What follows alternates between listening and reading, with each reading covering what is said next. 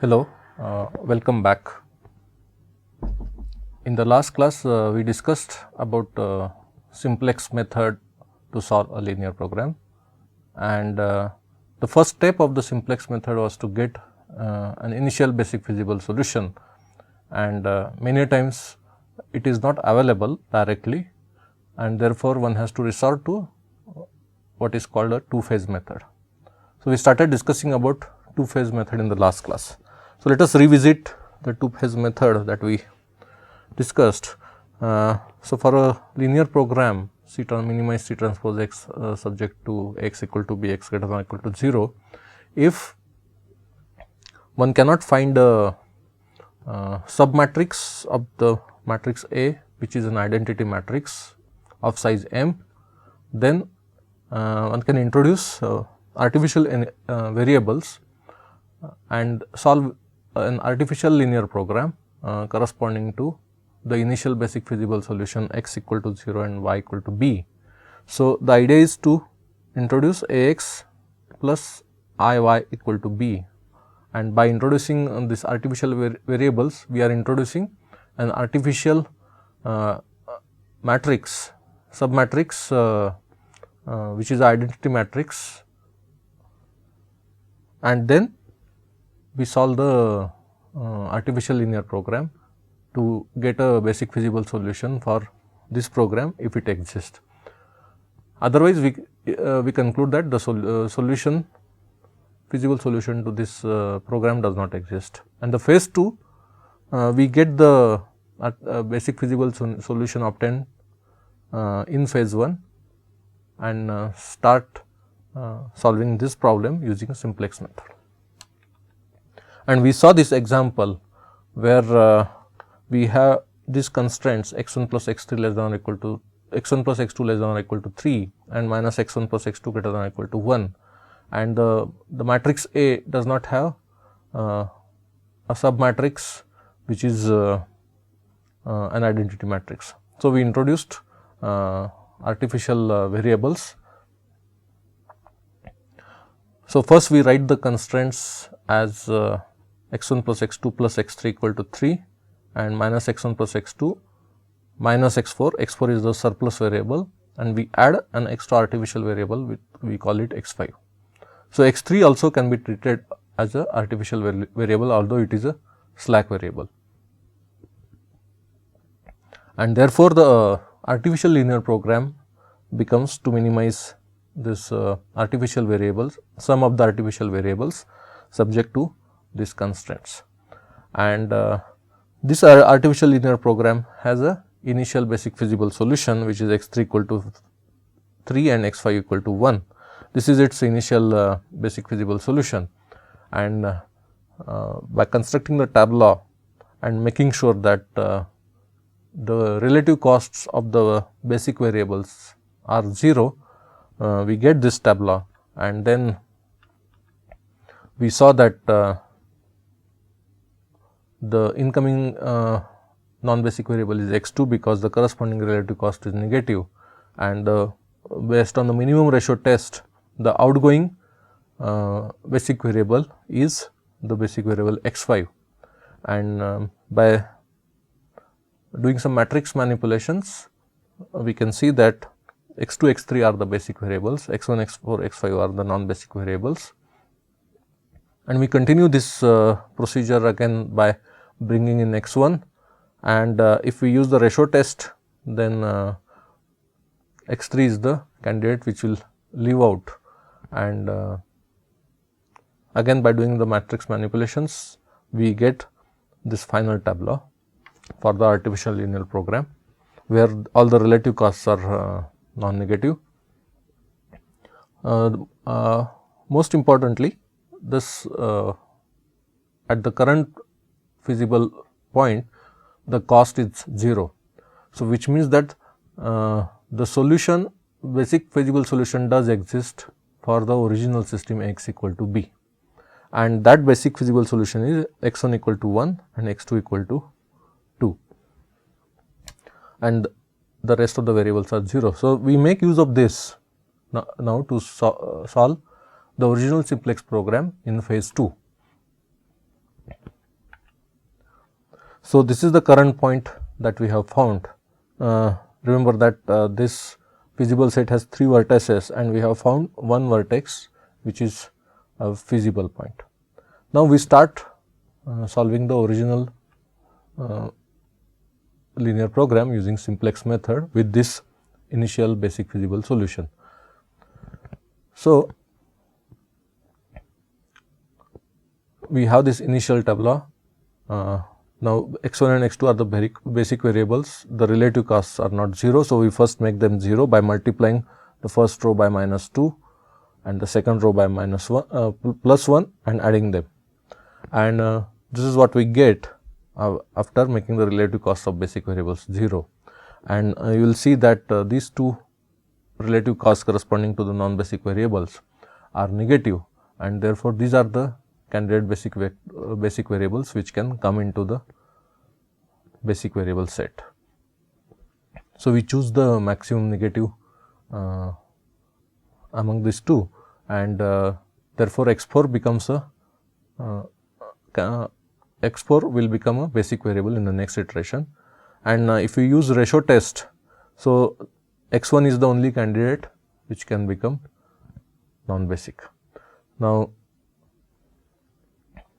you will see that this is obtained using the minimum ratio test, and again by doing this matrix manipulations to make sure that x4 becomes a basic variable. So, the entries related to x4 should form a part of the identity matrix, and therefore, by doing these matrix manipulations, what we observe is that x2 and x4 are now the basic variables, all the relative costs are non-negative, and the current objective function value is -3, and x2 equal to 3 and x4 equal to 2. This is the solution of the problem, but x4 is a surplus variable. So, we do not have to worry about that. So, x2 equal to 3 and x1 equal to 0 is the solution of the linear program, and the optimal cost or optimal objective function value is -3, and you will see that the path that is traced by the simplex method is that we started with the point 1 2 and moved to the point 0 3, at which point the objective function has optimal value. One can also see this if we consider the vector, the c vector as 2 minus 1, then this dashed line denotes the hyperplane which is perpendicular or orthogonal to the vector c. So, if we move this hyperplane parallel to, or if you find a hyperplane which is parallel to this and which supports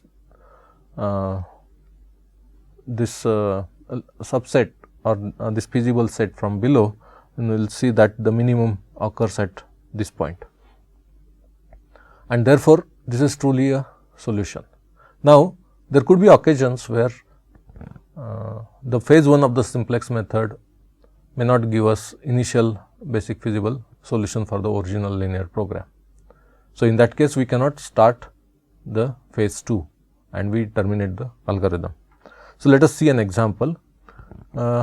So, consider this example where we want to minimize -4 x1 -2 x2 and subject to this constraint that 3 x1 -2 x2 greater than or equal to 4 and -2 x1 plus x2 equal to 2, and x1 and x2 are non-negative. Now, one cannot directly find the identity submatrix of the matrix A. So, we resort to two-phase approach of simplex method. So, the first phase is to introduce artificial variables and solve an artificial linear program. So, we introduce artificial variables. So, first of all, the variable x3 is used as a surplus variable, and we use the artificial variable x4 here, and similarly here in the second constraint we use x5 as the artificial variable, and therefore, our artificial linear program is to minimize x4 plus x5 subject to these constraints, non-negativity constraints as well as the other two constraints. So, this is our artificial linear program. Now, that has a basic feasible solution which is x 4 equal to 4 and x 2 equal to 2, and we use this to write the initial tabula and then making the costs, relative cost of the basic variables 0. This is what we get as the initial tabula to start our simplex method. Now, you will see that there is a relative cost of the basic vector non-basic vector x 1 which is negative, and therefore, that variable x 1 is a candidate to become a basic vector. So, we want to introduce x 1 as a basic variable. So, that means we have to find out a variable which can leave the basis, and by using the minimum ratio test you will see that x 4 is the only candidate which can leave the basis. So, incoming non-basic variable is x 1 and outgoing basic variable is x 4, and by making sure that now x 1 is a basis, x 1 is part of the basic vector, which means that the corresponding entries in this matrix have to be such that all the basic variables should form the identity matrix. And once we do these matrix manipulations, you will see that all the relative costs are non-negative. So, where x 1 is equal to 4 by 3 and x 5 is equal to 14 by 3, but the optimal objective function does not have a 0 cost. So, in fact, the cost is finite, which is 14 by 3, and therefore, the given problem has no feasible solution, and therefore, we need not go to the phase 2 of the simplex method. So, by using phase 1 of the simplex method, we have seen 2 examples where in one example we were able to get an initial basic feasible solution for the original program, while in the second example we concluded that the given program does not have a feasible solution. So, there is no need to go to the phase 2 of the simplex method. Now, one can easily see that if we draw the constraints graphically, then 3 x 1 minus 2 x 2 equal to 4 is the half space is the hyperplane which is given here, and 3 x 1 minus 2 x 2 greater than or equal to 4 is the half space shown by this arrow, and the other constraint is minus 2 x 1 plus x 2 equal to 2, which is shown here. Now, it is clear that they do not have any thing in intersection or anything in common. Therefore, the constraint set is empty, and therefore, we could use simplex method phase 1 to conclude that the original linear program does not have a feasible point. Now, there could be some occasions where simplex method can get into cycling, where one repeats through the vertices without making any progress in the objective function. So, in his work in 1955, Bill gave an example where cycling in the simplex algorithm can occur. That typically occurs in the degenerate cases. So, if the given problem has degenerate basic feasible solutions, then for a particular extreme point there could exist different bases, and therefore, the simplex method keeps choosing different bases for the same vertex, and thereby resulting in cycling. Now, because of this cycling, there is no improvement in the objective function, and the simplex algorithm will not terminate. So, here is an example given by Bill in his work in 1955. Now, one can write down the simplex tabula for this, and one can see that because of the degeneracy in the basic feasible solution, the simplex method will not terminate. So, only when at every basic feasible point there is a non-degeneracy, then one can guarantee that every time when one moves from one vertex to another, there is a decrease in the objective function, and since there are only finite number of vertices or finite number of basic feasible solutions, the simplex algorithm in the presence of non-degeneracy will terminate in finite number of iterations. However, in the case of degeneracy, there is no such guarantee, and the simplex algorithm could result in cycling. There exist many more examples, and you may find them in the literature or any textbook on linear programming, where in the presence of degeneracy, the simplex method results in cycling. Now, Bland gave a rule to avoid this cycling. So, his idea is very simple. The idea is to arrange the variables in some ordered sequence, and among all the candidate variables to enter the basis, choose the variable with the smallest index. Similar idea can be used for the basic variables which are leaving the basis.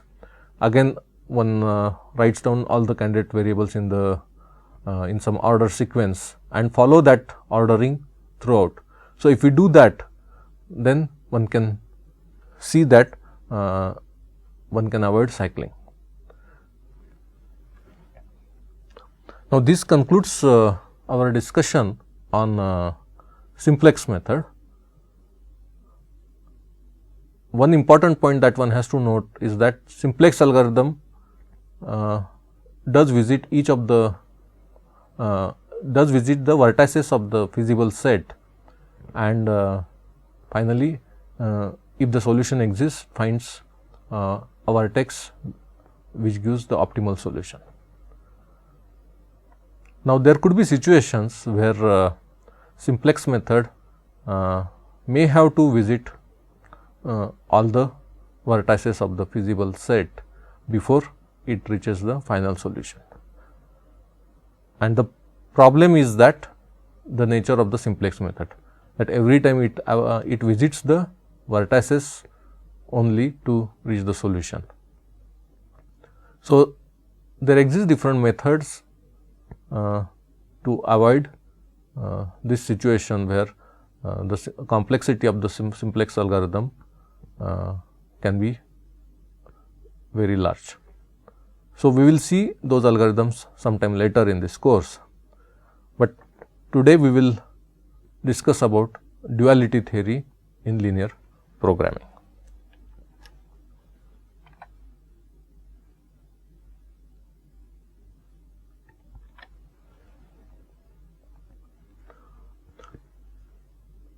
We have already studied duality theory in the context of general nonlinear programs. So, the results discussed there also follow for linear programming case, but there are some special ideas that are useful in linear programming, and we will discuss some of them. So, let us revisit the diet problem that we saw earlier. So, the diet problem is to find the most economical diet that satisfies minimum nutritional requirements. So, here is the problem setup that we are given food items, there are n such food items, then the number of nutritional ingredients suggested by the dietitian is say m, and every person must consume at least Bj units of the nutrient J per day. That is the constraint imposed by the dietitian. Now, unit cost of the food item I, let us denote it by Ci, and the unit of food item I that contains Aji units of the nutrient J, and the number of units of food item I consumed, let us denote it by Xi. So, a person who has to follow this diet has to find the optimal price of the food items such that all the nutritional requirements are fulfilled. So, in order to fulfill all the requirements related to the nutrient J, one needs to satisfy this constraint for the nutrient J, and the cost of each food item is Ci. So, if we consume Xi units of the food item I, then the corresponding cost is Ci Xi. So, the total cost is C1 X1 plus C2 X2 up to Cn Xn. So, this is the total cost which one would like to minimize subject to this constraint. So, the diet problem is something like this. Now, in this problem the C is given, the A's are given and the B's are given. Now, imagine a situation where an entrepreneur wants to sell vitamin pills which are related to all the nutrients that a person is expected to consume.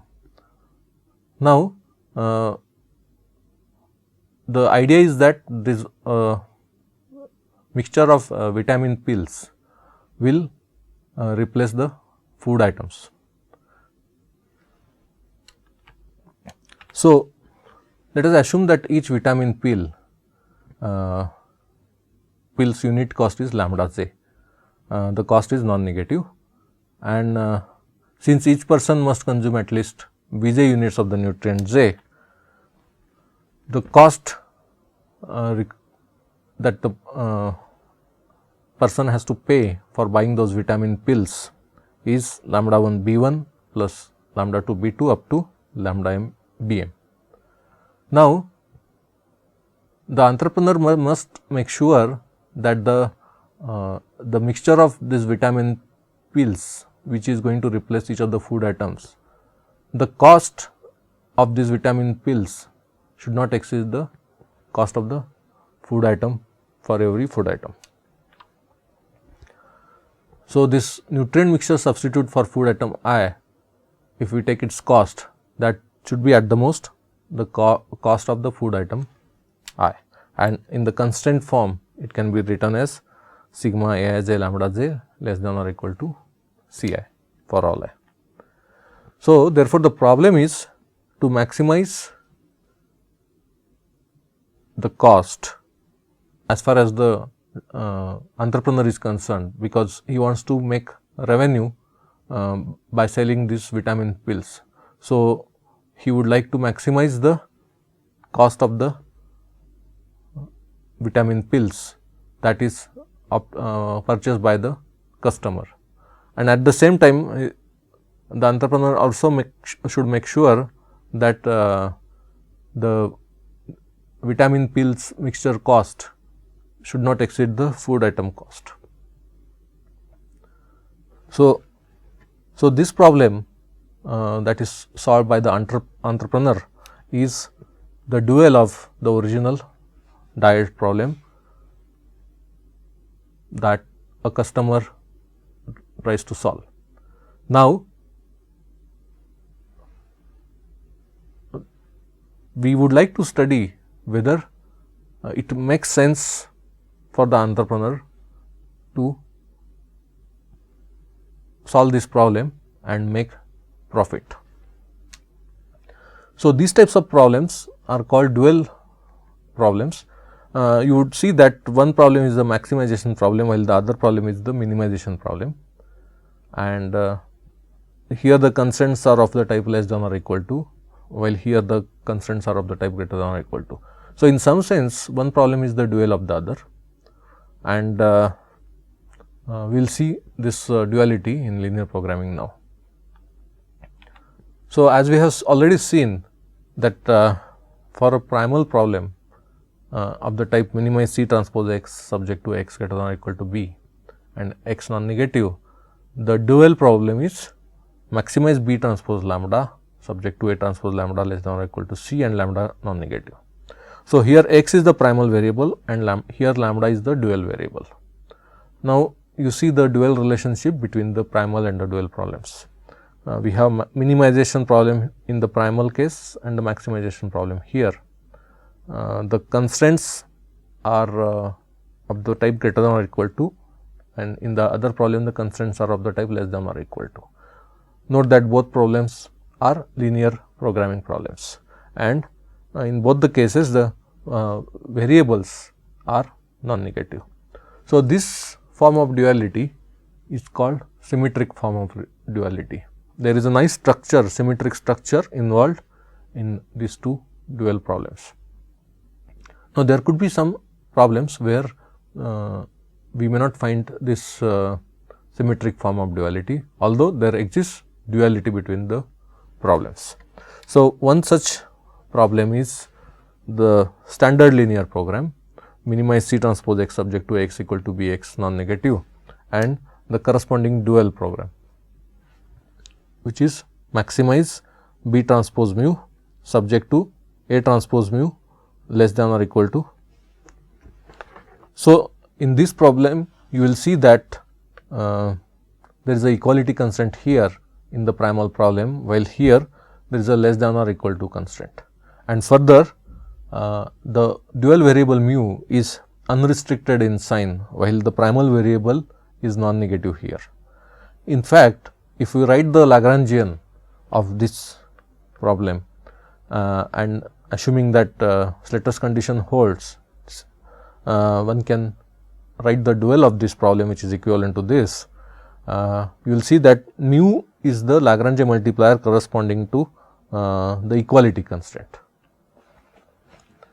and the Lagrange multiplier corresponding to the inequality constraint is absorbed in this inequality.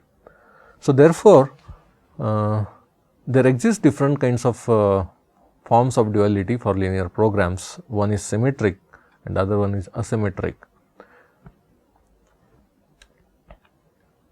Now, let us consider the primal problem and its dual problem in the form of in the symmetric form of duality. Now, the claim is that for the dual program, for the linear programs, the dual of the dual is the primal problem. So, which means that if we treat this as a primal problem, then its dual is the original linear program. We already saw this result when we discussed duality of general nonlinear programs, where we treated linear program as a special case. So, we will not prove this result again, but it is easy to see this result by rewriting this program as a minimization program, because given a program of this type, we know how to write down the dual. Now, if you want to write down the dual, first we write this program in the form of minimization program, or which looks something similar to this. So, let us write this problem as since we have maximization problem and we want it to be a minimization problem. So, we write it as minus minimum of minus b transpose lambda. Now, for this primal problem, all the constraints are of the type greater than or equal to. So, therefore, we convert these constraints into the constraints of the type greater than or equal to by multiplying throughout by minus 1. So, we have minus A transpose lambda greater than or equal to minus C, and we had a non-negativity constraint here and also non-negative constraint here. So, that constraint remains as it is. Now, we compare these two programs. Now, there is a minus sign here which we can take care of it after writing the final program. So, if we suppose exclude the minus sign for the time being, now this C is replaced by minus B, A is replaced by minus A transpose, and B is replaced by minus C. Now, we know how to find the how to write the dual problem for this program. So, using similar ideas, one can write the dual problem. So, it will be maximize now B transpose lambda. So, B was in the constraint of the type x greater than or equal to B. So, corresponding to B we have minus C, and suppose the dual variable is x. So, maximize minus C transpose x and subject to, so A became A transpose. So, minus A transpose will become A, and similarly B A transpose lambda less than or equal to C. So, this minus B transpose will come in the constraint, and by rewriting the constraint and using the fact that minus max of minus C transpose x is minimum of C transpose x, we can see that the dual problem of this problem is minimize C transpose x subject to A x greater than or equal to B and x non-negative. So, you will see that this was our original primal problem and its dual problem was here. Now, by rewriting this dual problem in this form and then writing the dual problem, so essentially this is the dual of this problem, and the dual of this problem, which is this, is similar to the original primal problem. So, for linear programs, the dual of the dual is the primal problem. Now, let us consider the primal dual problems associated with standard linear programs. So, we have, this is a standard linear program and the corresponding dual, and we saw these results when we discussed duality, but for the sake of completeness we will mention them here. Now, the weak duality theorem says that if x and mu are primal and dual feasible respectively, that means x satisfies this constraints and mu satisfies this constraint, then C transpose x is less than or equal, is greater than or equal to B transpose mu. So, what it means is that if we take x and mu to be primal and dual feasible, then the primal objective function value C transpose x is always greater than or equal to the dual objective function value, which is B transpose mu. Now, it is easy to see that suppose we take mu to be feasible and x also to be primal feasible. So, mu is dual feasible. So, A transpose mu less than or equal to C. Now, if we take this vector C and find C transpose x. So, C transpose x will be greater than or equal to A x transpose mu, because x is non-negative and A x is nothing but B. Therefore, B transpose mu less than or equal to C transpose x. So, it is easy to see this result. We also saw this result earlier. So, the value of the dual objective function is always less than or equal to the value of the primal objective function, and when are they equal? They are equal at optimality, and that is called strong duality theorem. So, strong duality theorem says that if either of the problems P or D has a finite optimal solution, then so does the other, and the corresponding optimal objective function values are equal. So, at optimality, so suppose x star is an optimal solution to this primal problem and mu star is an optimal solution to this dual problem. Clearly, x star satisfies this constraint and mu star satisfies this constraint, but at optimality C transpose x star is equal to B transpose mu star. So, this inequality will be replaced by equality only at optimality, provided one of the problems has a finite optimal solution. If any of the problems is unbounded, then from this weak duality theorem, you will see that the strong duality theorem does not hold, in the sense that suppose primal is unbounded. So, C transpose x goes towards minus infinity, and then you cannot have a quantity which is less than minus infinity as far as the dual objective function value is concerned, because we wanted B transpose mu to be less than or equal to C transpose x, and similarly the case for the dual problem.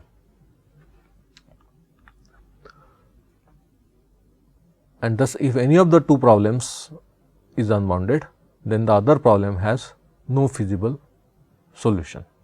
So, this is a very important property. We will not prove this because we have already seen this earlier, that this primal problem or the dual problem, they are convex programming problems, and if lattice condition is satisfied, then one can write the Wolf dual, and at optimality the two objective function values are same. So, we have seen this result earlier.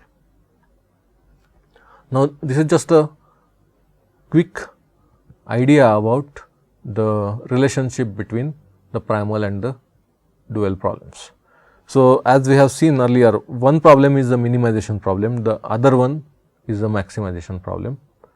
Now, if one has variables in the minimization problem which are less than or equal to type, less than or equal to 0 type, then the corresponding constraints in the maximization problem will be of the type greater than or equal to, and if the variables are of the type greater than or equal to 0, then the corresponding constraints in the other maximization problem are less than or equal to type.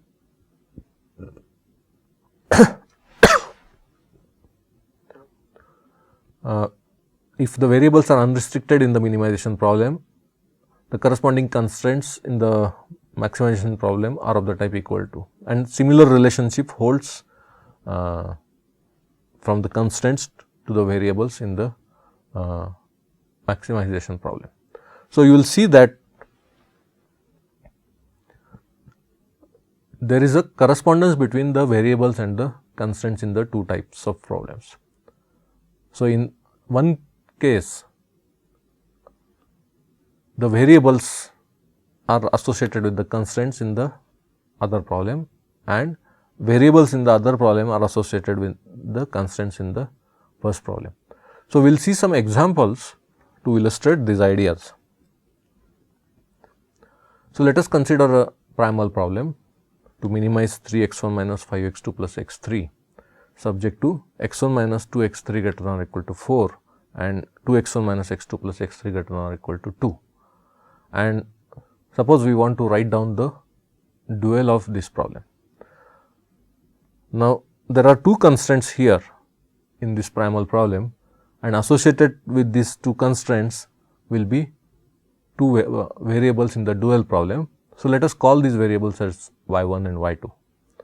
So, corresponding to the first constraint, we have a variable y1, corresponding to the second constraint, we have the variable y2. Now, the variables in the minimization problem are of the type greater than or equal to 0. So, therefore, the corresponding constraints will be of the type less than or equal to in the maximization problem. So, we have the primal problem which is minimization, the dual problem will be a maximization problem. The primal variables are which is a minimization problem, the variables are of the type greater than or equal to 0. So, correspondingly the constraints in the dual problem will be of the type less than or equal to. Now, these constraints are of the type greater than or equal to. So, the corresponding variables will be of the type greater than or equal to 0. One can see it from the, so from this figure. So, for the minimization problem, if the constraints are of the type greater than or equal to, then for the maximization problem, the variables will be of the type greater than or equal to 0, and if the variables for the minimization problem are greater than or equal to 0, the corresponding constraints will be of the type less than or equal to. So, the dual problem of this primal problem becomes maximize. Now, there is a variable y1 associated with this constraint, variable y2 associated with this constraint. So, y1 plus 2y2 should be less than or equal to 3. So, x1 is greater than or equal to 0. So, corresponding to x1 the constraint will be of the type less than or equal to. So, y1 plus 2y2 less than or equal to 3. Then now there is no term involving x2 here. So, we go to the next constraint. So, minus y2 is less than or equal to minus 5, and then minus 2 y1 plus y2 less than or equal to 1. Now, the constraints here are greater than or equal to type. So, the associated variables y1 and y2 will also be greater than or equal to 0 type in the maximization problem. So, we have now a problem which is a dual problem of this problem. Now, what about the solutions of these problems? Now, you will see that the primal problem, there is a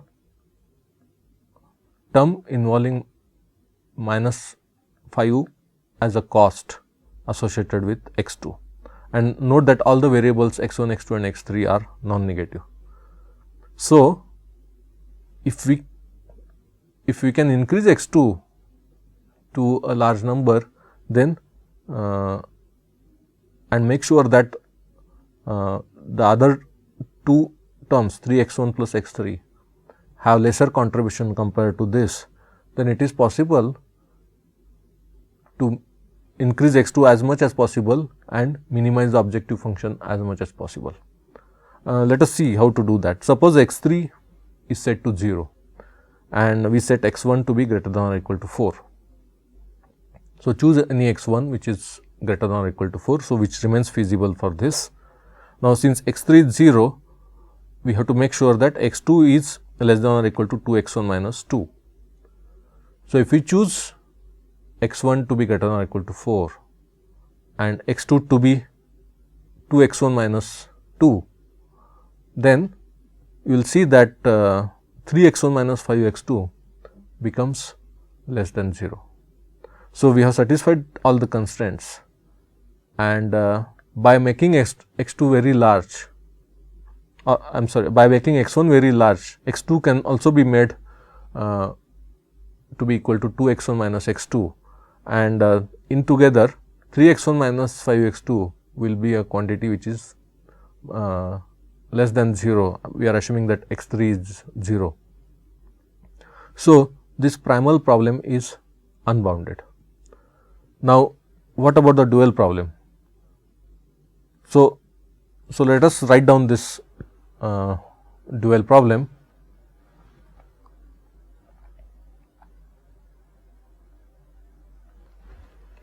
So, we have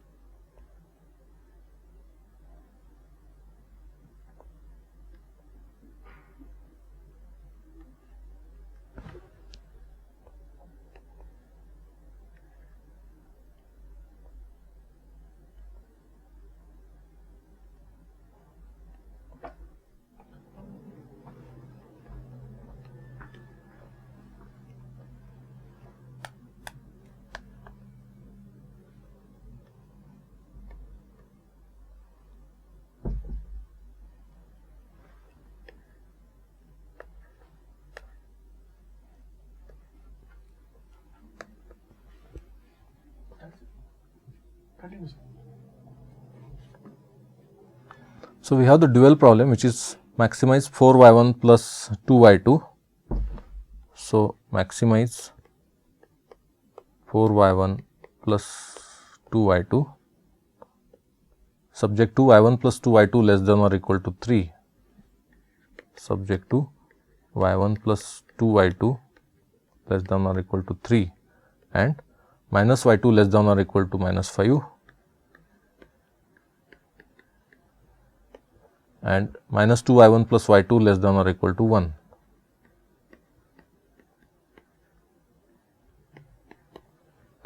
Now, if we draw the, so y 1 plus 2 y 2 is equal to 3. So, that will be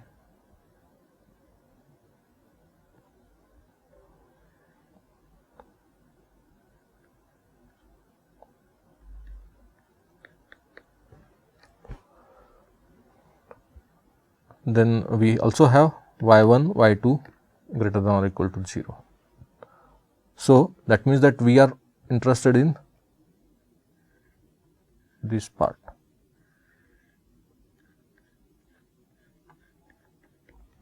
Now, if you look at the second constraint, which says that y2 greater than or equal to 5. So, y2 greater than or equal to 5 means that it is this region that one is interested in. So, now you will see that the two regions do not have anything in common, and therefore, the dual problem is infeasible.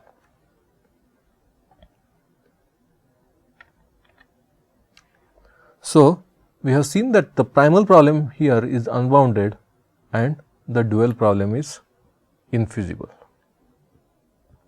Now, if one problem is infeasible, what happens to the other problem? The other problem sometimes also could be infeasible. In this case, the dual problem was infeasible, but the other primal problem was unbounded.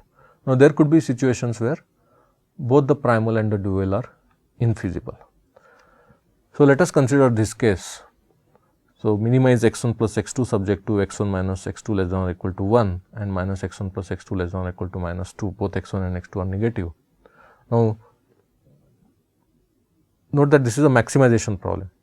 So, when we write the dual problem will be the minimization problem. So, again let y1 and y2 be the variables associated with the two constraints.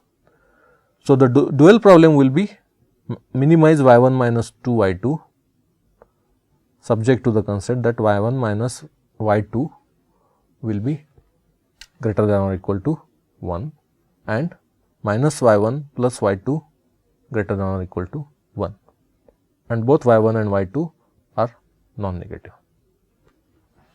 Now, if you rewrite this second constraint by multiplying throughout by minus 1, what we get is x1 minus x2 greater than or equal to 2. The first constraint says x1 minus x2 less than or equal to 1. So, these two constraints are such that there does not exist a feasible region for this problem. Similar is the case for dual problem. So, if we multiply the second constraint by minus 1, what we get is y1 minus y2 less than or equal to minus 1. So, the first constraint demands that y1 minus y2 should be greater than or equal to 1. Second constraint demands that y1 minus y2 less than or equal to minus 1. So, these two constraints are such that the feasible region is empty. So, here is a situation where the primal problem is infeasible as well as the dual problem. So, in the earlier example we saw that primal was unbounded, dual was infeasible. Here both the primal and the dual problems are infeasible. Now, let us see the application of duality to solve primal problems, especially in the case where the number of constraints is smaller than the number of examples. Number of constraints is smaller than the number of variables. So, here we have only 2 constraints and 4 variables. So, this becomes a 4-dimensional optimization problem, and there could be occasions as we saw earlier that the number of constraints m will be much less than the number of variables n. So, in such cases it may be a good idea to write down the dual of this problem. Now, if we write down the dual of this problem, it will be the maximization of 2y1 minus 3y2. So, y1 is the dual variable associated with this constraint and y2 is the dual variable associated with this constraint. So, maximize 2y1 minus 3y2 subject to the constraint that y1 minus 2y2 less than or equal to 2 and so on. And remember that there is one constraint which is of the type greater than or equal to type, So, the corresponding variable y1 in the other problem is greater than or equal to 0. The other constraint is of the type less than or equal to. So, the corresponding variable in the other problem is less than or equal to 0. So, we have a dual problem like this, where we have 4 constraints in 2-dimensional space. So, obviously, some constraints are redundant, but important point to note is that this is the problem in 2 variables, and it is easy to find a solution to this problem graphically. So, compare this with the primal problem, which was a 4-dimensional optimization problem. So, it is not possible to find the solution to this problem using graphical method. So, one has to resort to methods like Simplex method, and by looking at this problem, you will see that we will have to resort to two-phase Simplex method, where the first phase will be used to find out the artificial variables and the second phase will be used to solve the actual problem. So, let us solve this problem using graphical method.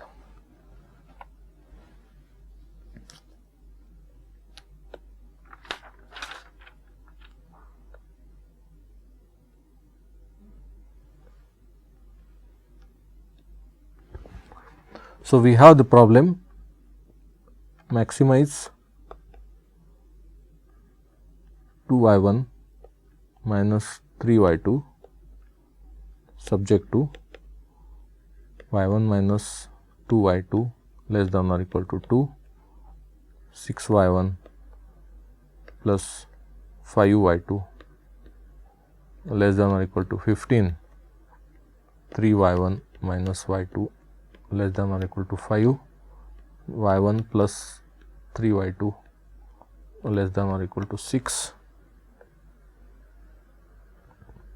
So, we have 3y1 minus y2 less than or equal to 5, y1 plus y2 3y2 less than or equal to 6, y1 greater than or equal to 0 and y2 less than or equal to 0.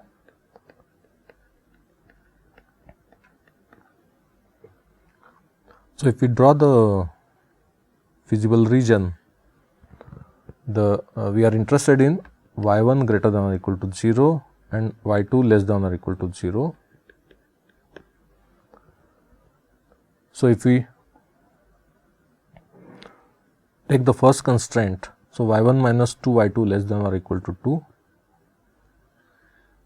So, this is the first constraint, y1 minus 2y2 equal to 2, and we are interested in this part.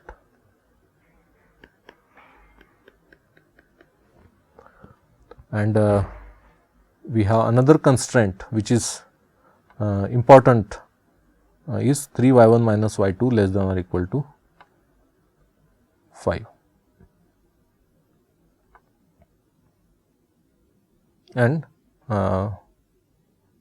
6y1 plus 5y2 equal to 6y1 plus 5y2 equal to 15. So, we have 4 constraints here, and out of which the important constraint for us will be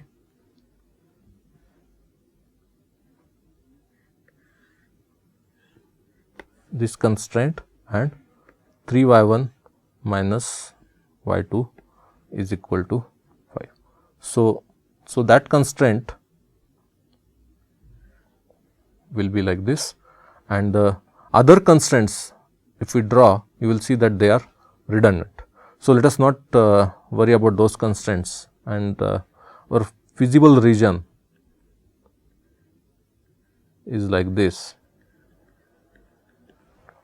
and this is the point where the solution lies, and this point is the intersection of y1 minus 2y2 equal to 2 and 3y1 minus y2 equal to 5, and that is 8 by 5 and minus 1 by 5. So, one can draw the other constraints to see that they are redundant, and in fact, we get the solution to be 8 by 5 minus 1 by 5, and if we calculate 2y1 minus 3y2 at this point, so what we get is objective function at this point will be 19 by 5.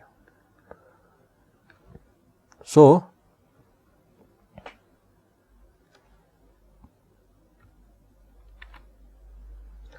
if we solve the dual problem, we can quickly get the objective function value at optimality, and which turned out to be 19 by 5. Now, instead suppose we decide to solve this problem using two-phase simplex method. So, first step is to introduce artificial variables. Now, before doing that, one has to see that the second constraint has a negative term on the right hand side, and throughout our discussion we assumed that the b's are always positive. So, in order to make this right hand side positive, we have to multiply throughout this constraint by -1, and therefore, what we get is 2x1 minus 5x2 plus x3 minus 3x4 greater than or equal to 3. So, now the entire right hand side is positive, and now we are in a position to introduce surplus variables and artificial variables. So, the surplus variables associated with the two constants are x5 and x7, and the artificial variables are x6 and x8, and therefore, we first solve the artificial linear program, which is minimize x6 plus x8 subject to these two constants. And when we solve this problem, we have the initial tabula where we have the relative cost of the basic variables to be positive. So, we make them 0 by multiplying the first row by -1, second row by -1, and adding them to the last row, and this is what we get to start with, and the current cost is 5.